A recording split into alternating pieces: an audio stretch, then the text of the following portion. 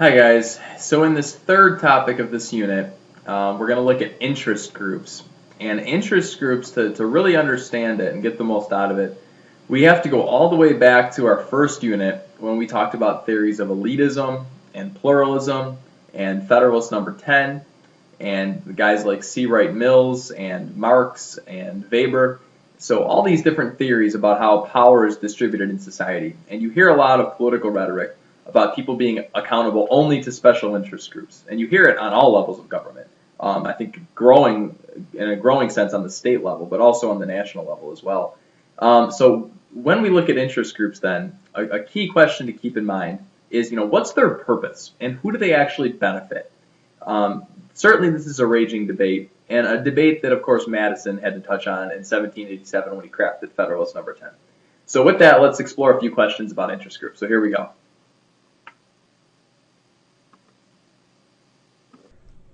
So you can see a couple examples of some interest groups just along the side of this PowerPoint. So the National Rifle Association, the AARP, which is the American Association for Retired Persons, the U.S. Chamber of Commerce, and the American Medical Association. The term interest group is going to cover an incredibly broad amount of people, or groups, or interests. So with that, let's take a look at an official definition of an interest group. So what is it? A set of individuals who are organized to promote a shared political interest. That language might sound very familiar to you, and it sounds like language that James Madison used in Federalist Number 10 when he was talking about factions. Now, the only slight difference that we might notice between these two definitions is that Madison said that factions are typically a group of people with a shared set of interests that are anathema or directly opposed to the interests of some other group.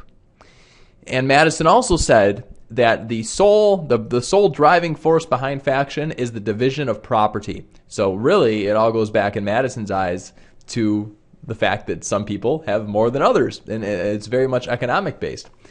So keep this in mind, and let's think about throughout this lecture whether interest groups are factions or whether they might be a little more nuanced definition.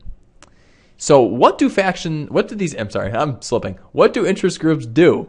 Well, interest groups exist to promote public policies. Case in point, the AARP will try to lobby or influence the government to strengthen social welfare programs for senior citizens. Or the U.S. Chamber of Commerce is going to promote public policies that would benefit small businesses or even large businesses, so maybe tax cuts, less regulations, etc. They encourage political participation of their members, and one of the big way they do this is by disseminating information and taking public policy, taking concepts of government, and breaking it down, analyzing it, and putting it in layman's terms so that any members of this group can understand what this means for them. A very effective group like this is the AARP. So Medicare and Social Security, these are very complex federal programs. The AARP is very effective at helping members to understand these programs. So they're a source of information for their members. And therefore, there's an incentive for people to join the AARP and get access to that information. And they can also support or endorse candidates for public office. So if the NRA actually endorsed Kathy Hochul in the 27th District. The U.S. Chamber of Commerce endorsed Chris Collins. So logically, would suggest that if you're an NRA member, you might consider voting for Kathy Hochul, and if you're a business owner belonging to the U.S. Chamber of Commerce, you might consider voting for Chris Collins. And then finally, interest groups work to influence policymakers. So they don't just wait for the governing to happen and then disseminate the information. They are on the front lines of crafting the law and the message and the legislation. So we're going to look at obviously the different ways that they do this. Now, interest groups might sound very similar to political parties, because if we think back to the purpose of political parties, they labeled candidates, they created an organization, and oftentimes they provided leadership on issues. You certainly might see some overlap between these two groups. But here are a few key differences as to how the interest groups differ from parties. First, parties address a large number of interests to appeal to a large voting bloc. And this is the result of our two-party system. So both the Democrats and Republicans have to be a rather large umbrella They have to incorporate a lot of different diverse groups into their party. Interest groups, however, focus on very small issues, very specific issues, and they target a specific portion of the population. The AARP would be kind of a more broad interest group in the sense that it's going to target anyone over the age of 50. The American Medical Association might target doctors or people within the higher echelons of the healthcare profession. The National Rifle Association is going to target gun owners. So interest groups obviously have certain key demographics that they go after and seek to represent. Political parties have to have more mass appeal.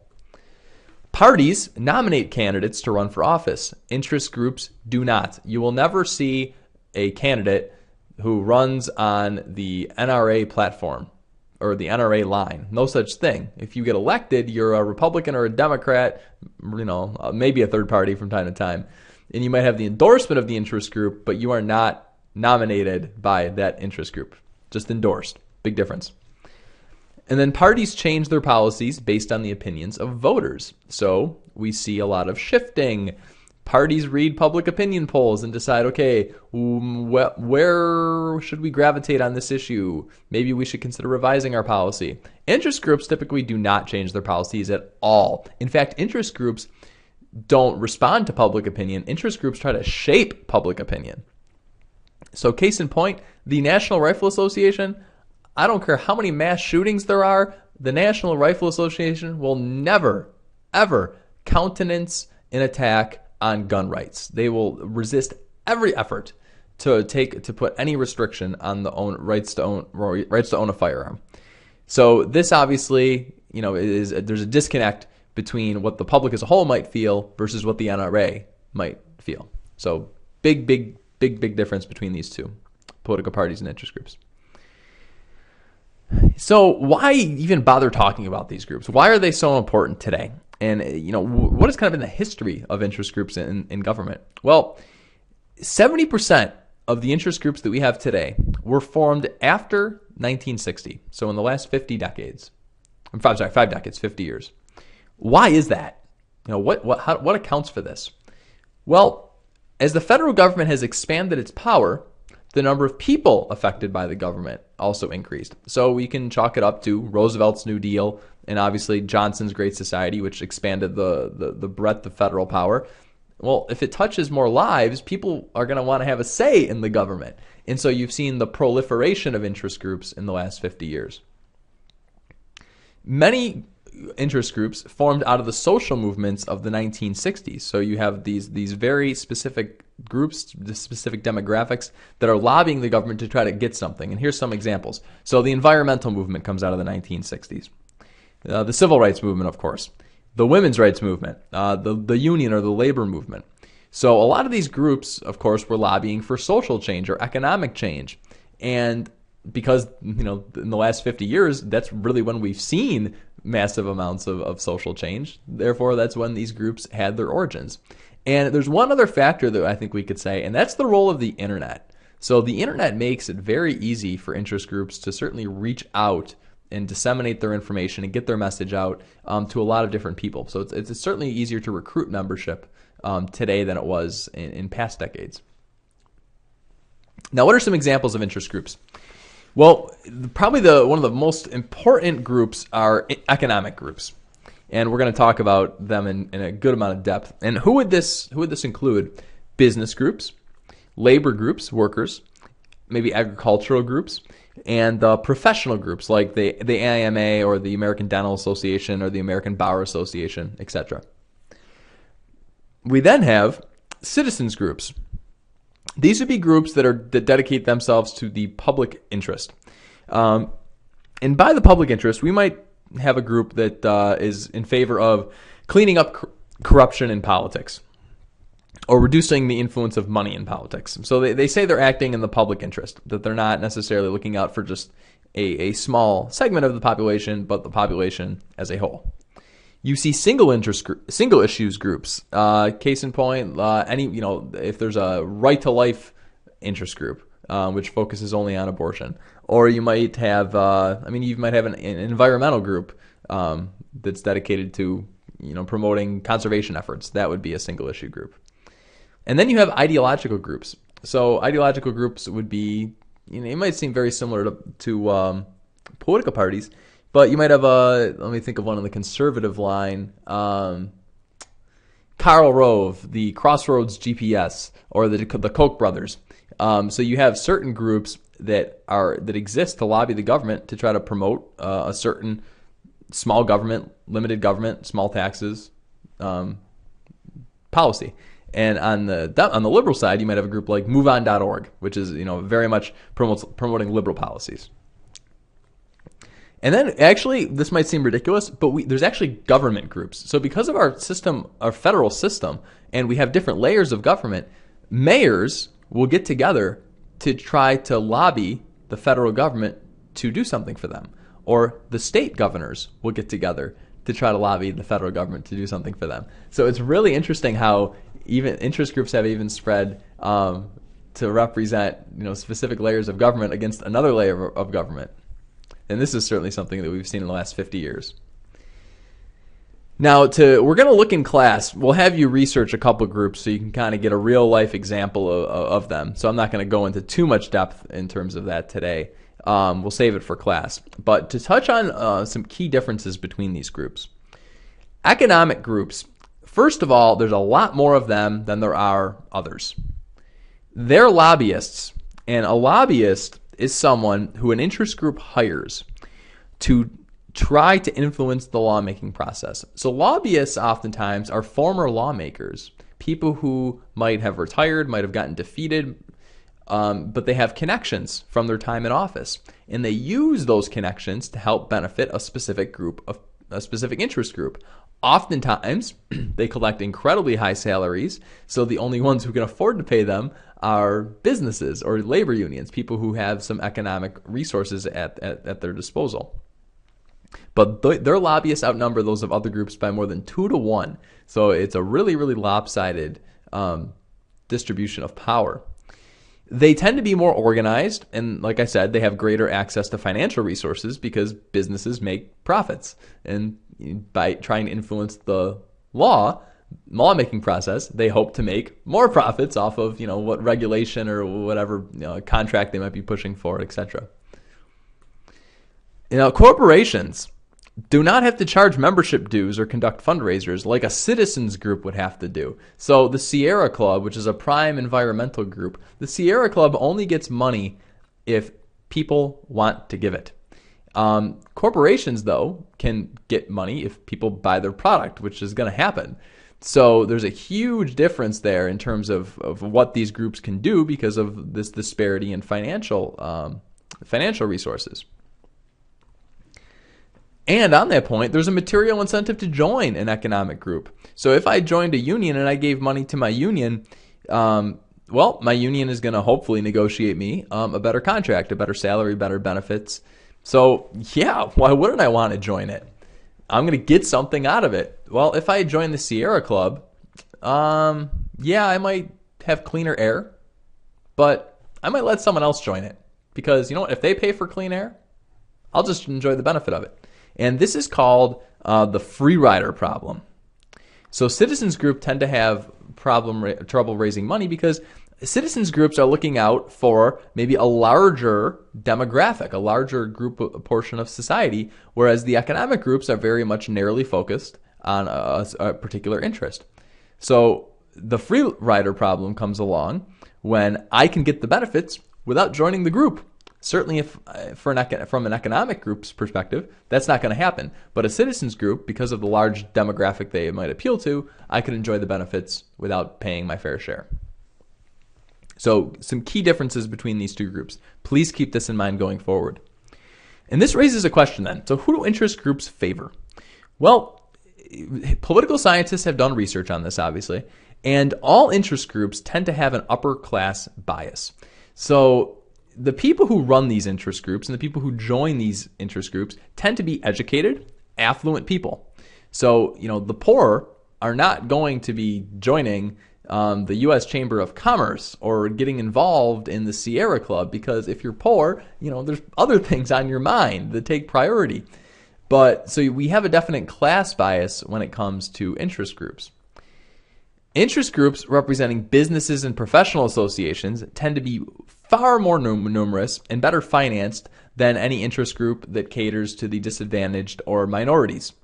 And this, is also kind of a sad reality, but people with money want to make more money, and they know how to work the system. They know how to access power. They have the education to do that and the wherewithal to do that. So they take advantage of it.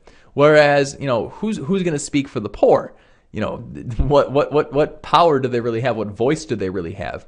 So the danger, of course, is that for allowing interest groups to disproportionately, consolidate a large share of power in their corner, thereby closing the doors and closing the voice of other groups. So we raised this question back in the first unit. Does our government work for the elites? It's a Republican government which has grown more democratic over time. Shouldn't it be accountable to all people, or do a disproportionate share of people possess power, like C. Wright Mills said, or Karl Marx, or Max Weber? Well, not necessarily. It's not necessarily. Political scientists have obviously done research again, and there's no clear conclusions that our government only responds to that interest group elite. And here's why: inputs versus outputs.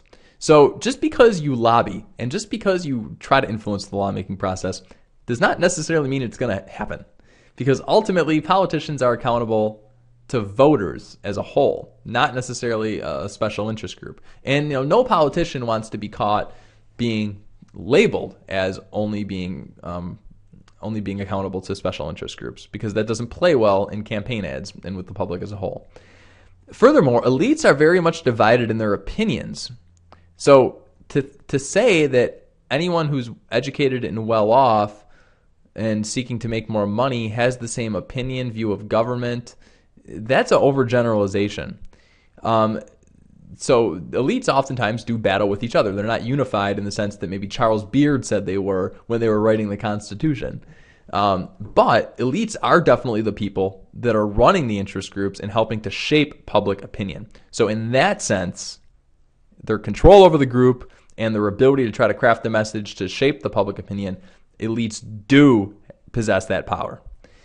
And another point, which we'll talk about this in a unit or two, Americans tend to be totally oblivious to the concept of class.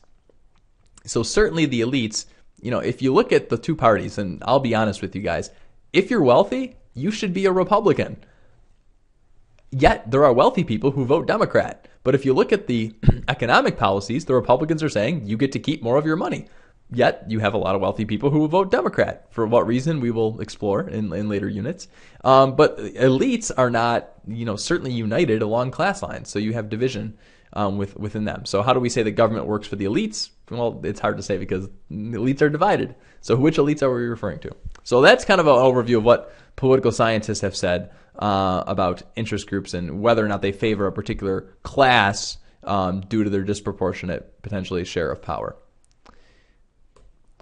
Now, tactics. How do interest groups actually influence the lawmaking process?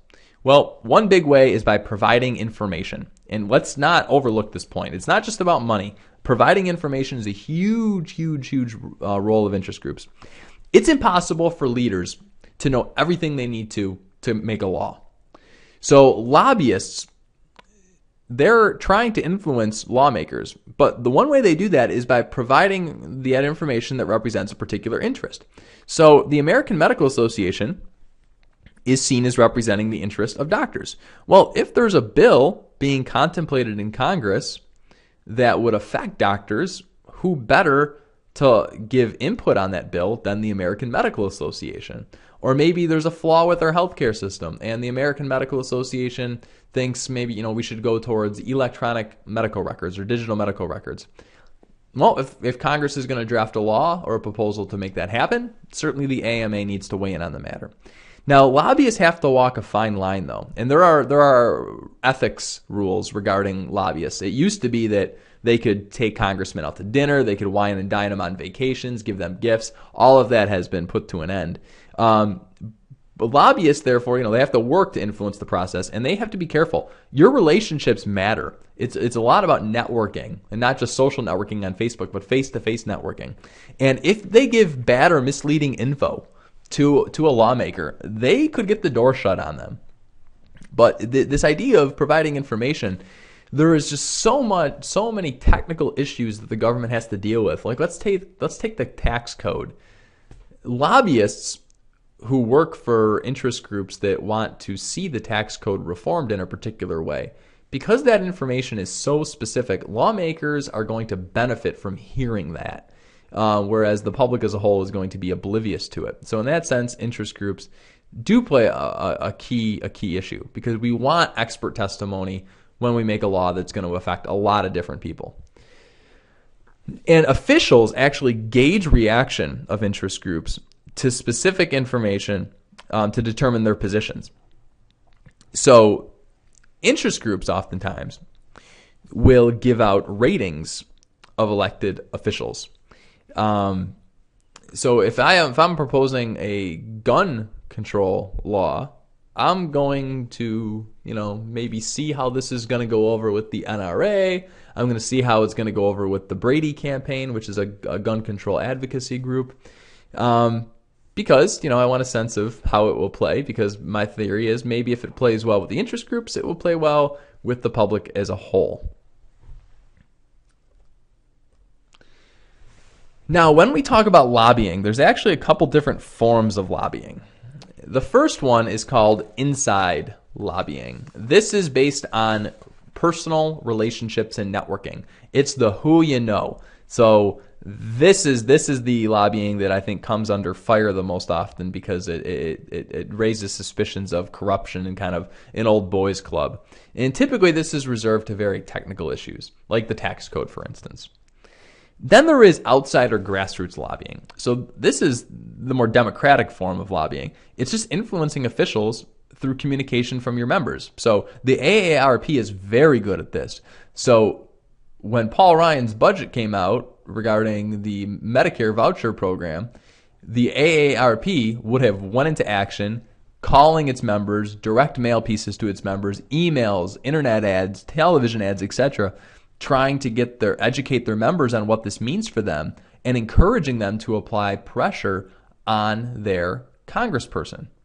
So that's known as grassroots lobbying. It's from the bottom up. So you're mobilizing a large group of people. Inside lobbying obviously is, reduced to a small coterie of people. And one thing about outside or grassroots lobbying, it's not going to be technical issues. It's going to be reserved to certain issues that people actually care about, like Social Security or Medicare. So issues that are going to affect the population as a whole. And let's talk, of course, about money and what role interest groups play there. A conservative political scientist, well-known one, named James Wilson, had a good quote. Contrary to popular suspicions, money is probably one of the less effective ways by which interest groups advance their causes. And not everyone agrees with his statement, but there is some evidence to suggest that he's right. Campaign finance laws, and this is hard money we're talking about, because we're talking about money that's going directly to candidates. These laws have limited influence by restricting the donations through PACs. So remember, a PAC is limited to $10,000 per election cycle. So $5,000 for the primary, $5,000 for the general election. And PAC money only represented about a third of the money spent in House elections. So where does the other money come from? Well, it might come from, individual donations, just from individuals, not PACs, or it might come from the candidate's own personal wealth. And there is no scholarly evidence to suggest that PAC money influences policy. So, sorry that I made you do that project. No, I wanted you to experience it before I threw this at you. Now, this kind of goes back to the idea of pluralism, that there's so many PACs out there, so many diverse interests, that they just balance each other out. So everyone's giving money. The NRA is giving money. The Brady campaign is giving money. The Sierra Club is giving money for the environment, but you also have business in the oil companies giving money. So after a while, all that money just balances itself out, and it's not like the elected officials are accountable just to one group necessarily. This is debatable, though. This is very debatable. Congress often demands money for access as well. So everyone is giving money. It's just how you get in the door. And I think the one concerning thing, though, that we should look at, though, as kind of a counterfactual to this point, is that well, if money doesn't matter, why are over 50% of PACs representing corporations and another 10% representing labor unions? So the vast majority of groups are still economic interest groups. And the other 40 would be certainly citizens or ideological groups. And then we have a couple smaller ways that groups can influence the process. Independent expenditures. And certainly after Citizens United, you see an explosion in this realm. So there are no restrictions now on money to help shape public opinion through the mass media. Any group can run any campaign ad and spend as much as they want. They can flood the airwaves. Independent of the candidate, of course. No collaborations allowed. Well, interest groups can also file lawsuits and amicus curiae briefs. Amicus curiae means friend of the court. So a group might have an issue, and they might actually write a legal brief and submit it to the court to try to help provide information on this issue, should the court be willing to take up that case. Now, interest groups oftentimes, they have to finance legal teams to fight these issues that those groups deem important. Examples, the ACLU, American Civil Liberties Union.